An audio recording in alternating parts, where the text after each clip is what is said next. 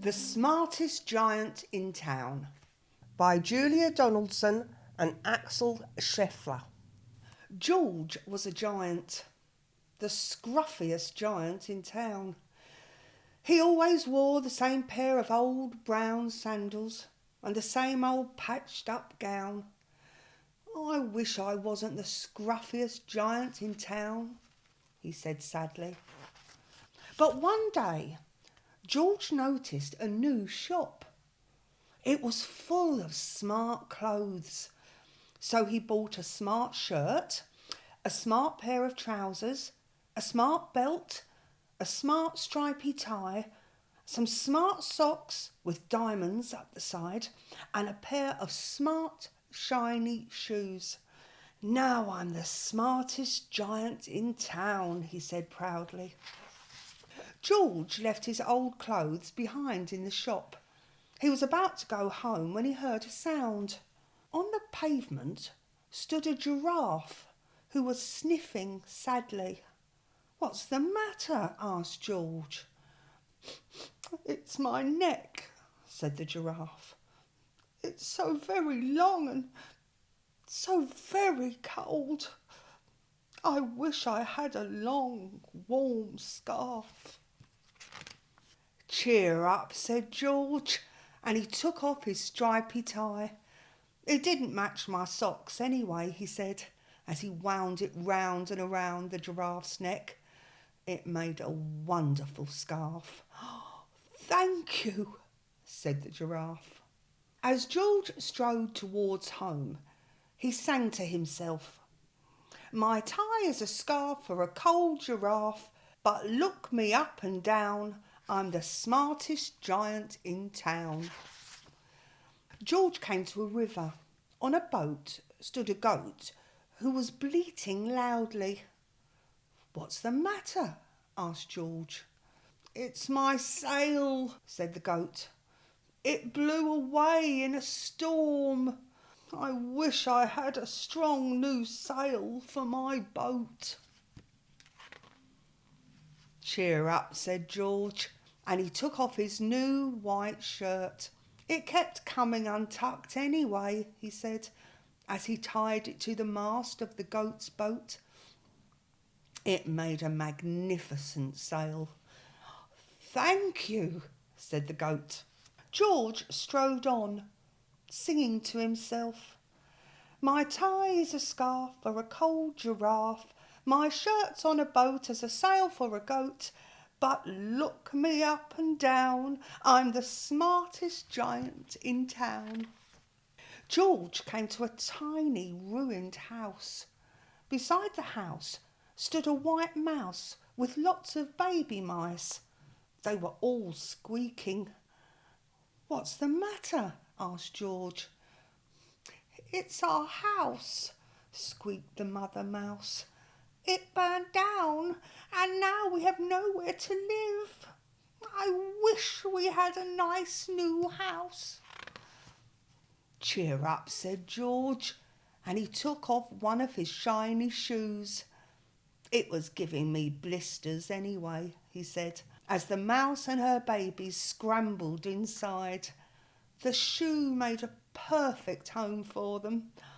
"Thank you," they squeaked. George had to hop along the road now, but he didn't mind. As he hopped, he sang to himself, "My tie is a scarf for a cold giraffe, my shirt's on a boat as a sail for a goat, my shoe is a house for a little white mouse, but look me up and down, I'm the smartest giant in town." George came to a campsite. Beside a tent stood a fox who was crying. "What's the matter?" asked George.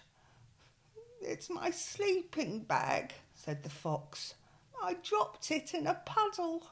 I wish I had a warm, dry sleeping bag."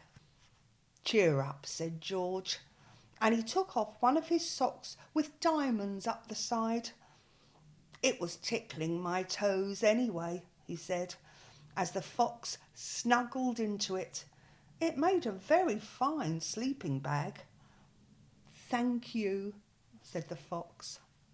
George hopped on, singing to himself. My tie is a scarf for a cold giraffe. My shirt's on a boat as a sail for a goat. My shoe is a house for a little white mouse. One of my socks is a bed for a fox. But look me up and down, I'm the smartest giant in town. George came to a big, squelchy bog. Beside the bog stood a dog who was howling. "What's the matter?" asked George. "It's this bog," said the dog. I need to get across, but I keep getting stuck in the mud. I wish there was a safe, dry path." "Cheer up," said George, and he took off his smart new belt. "It was squashing my tummy anyway," he said, as he laid it down over the bog. It made an excellent path. "Thank you," said the dog. The wind started to blow, but George didn't mind. He hopped on, singing to himself. My tie is a scarf for a cold giraffe. My shirt's on a boat as a sail for a goat. My shoe is a house for a little white mouse. One of my socks is a bed for a fox. My belt helped a dog who was crossing a bog, but my trousers are falling down. I'm the coldest giant in town." Suddenly, George felt sad and shivery and not at all smart. He stood on one foot and thought, "I'll have to go back to the shop and buy some more clothes," he decided. He turned round and hopped all the way back to the shop. But when he got there, it was closed. "Oh no!" cried George. He sank down into the doorstep and a tear ran down his nose.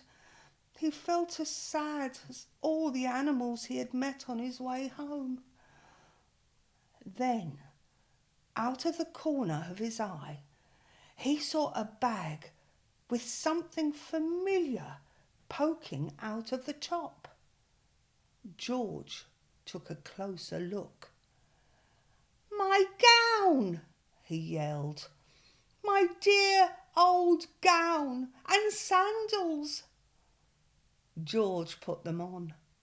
They felt wonderfully comfortable. "I'm the cosiest giant in town," he cried, and he danced back home along the road. Outside his front door stood all the animals he had helped. They were carrying an enormous present. "Come on, George," they said. "Open it." George untied the ribbon. Inside was a beautiful gold paper crown and a card. "Look inside the card, George," said the animals. George put the crown on his head and opened the card. Inside it said, "Your tie is a scarf for a cold giraffe. Your shirt's on a boat as a sail for a goat. Your shoe is a house for a little white mouse. One of your socks is a bed for a fox. Your belt helped a dog who was crossing a bog. So here is a very fine crown to go with the sandals and gown of the kindest giant in town." Night night. Bye.